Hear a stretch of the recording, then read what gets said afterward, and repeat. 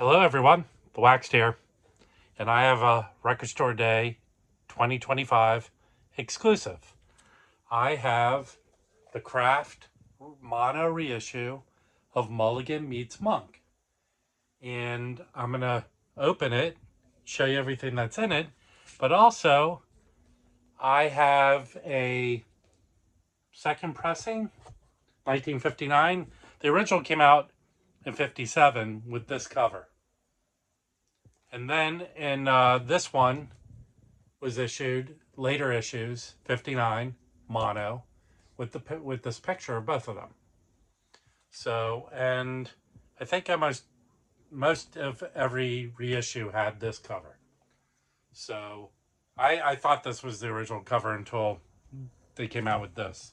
So I went and looked, original cover. So they're keeping everything OG. In Craft, every Record Store Day, I think, at least the first one, not Black Friday, they've been putting out mono reissues. So there's the Gil Evans, they did Gil Evans 10. I have Everybody Loves Bill Evans mono, and there's the Chet Baker Chet mono. And they're excellent, excellent. Kevin Gray does an excellent job. But let's start things off, and I'll do a comparison later on. But I would like to open this up, and everyone knows my handy dandy George.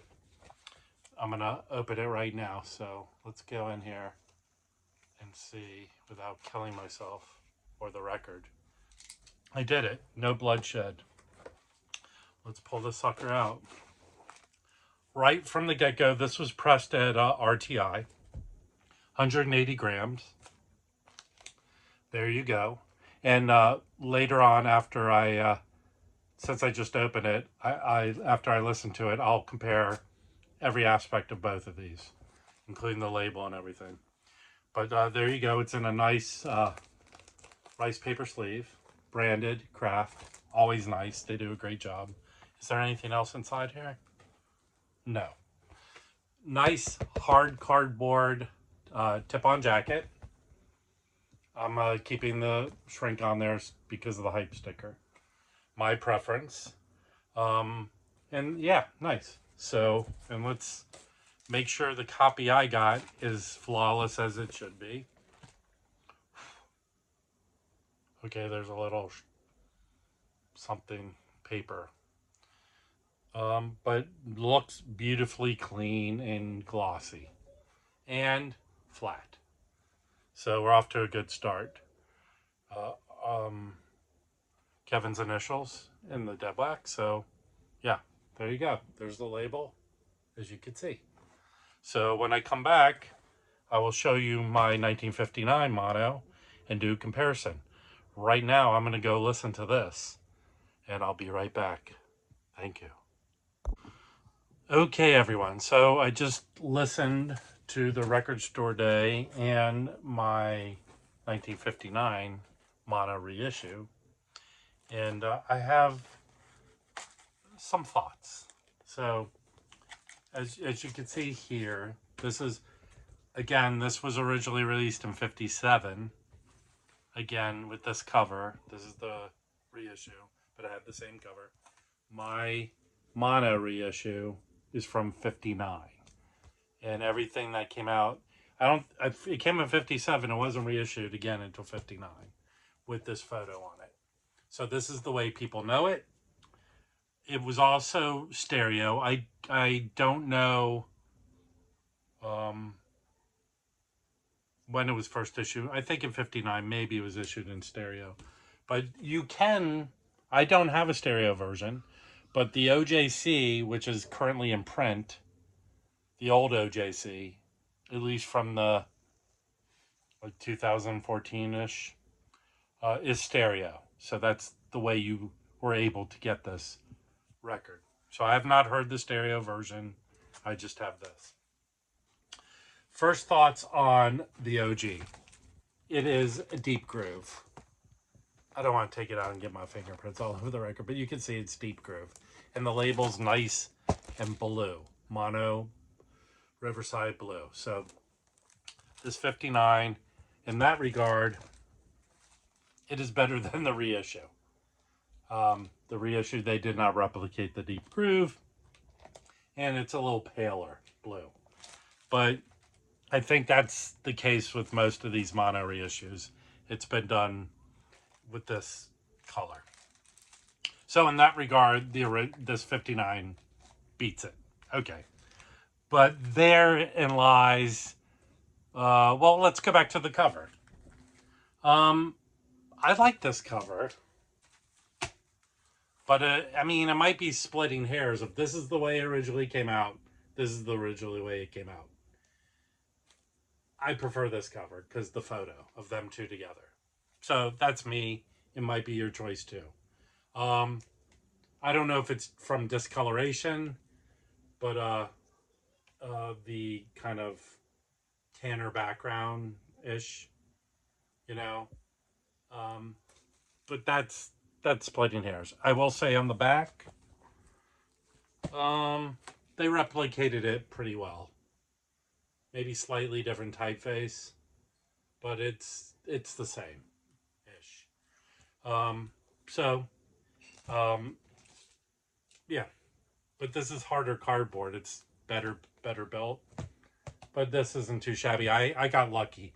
Actually, my mono is pretty damn clean. It's not quite mint, but pretty close. So it wasn't like I had to listen to pop, clicks, and noise at all.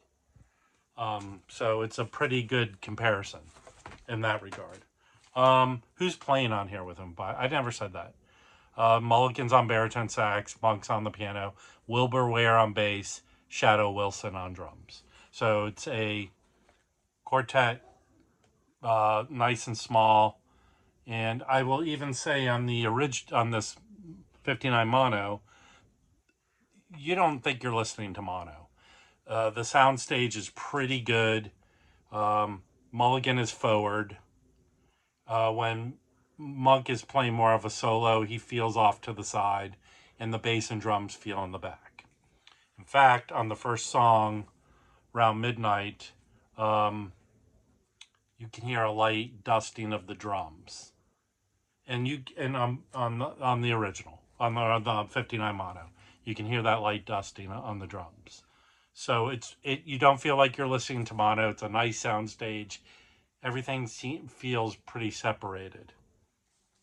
That is, until you listen to this new Kevin Gray reissue.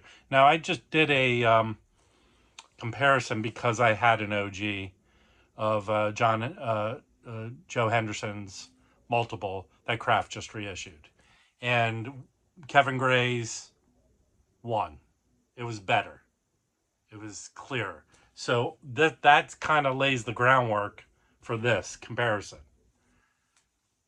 They both have that nice separation, but this Kevin Gray cut is clearer.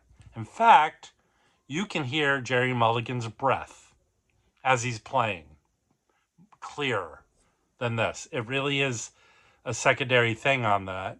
On Round Midnight, you hear his breath. Everything is clear. Even the bass and drums in the background is clear. So if that wasn't the case, it would probably be a toss-up. But the separation, it feels... I've heard the term underwater. It's not quite that. But in comparison, it feels like a film has been lifted off the record and you can hear it clearer. So in this comparison, this is better. Is it worlds better? Maybe not. But it is better. And based on this listen, you really should go out and try and get this. It's probably, without hearing the stereo, it's probably the best this record has sounded. That is my opinion. What is your opinion? Are you going to go out and get this? Let me know in the comments.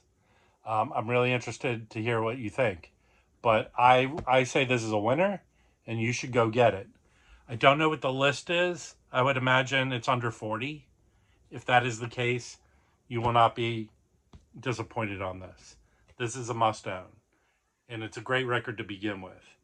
So, yeah, let me know your thoughts. And I hope you enjoyed this video. If you did, give me a thumbs up. If you don't follow me, subscribe. What are you waiting for? And until next time, the Waxed Out.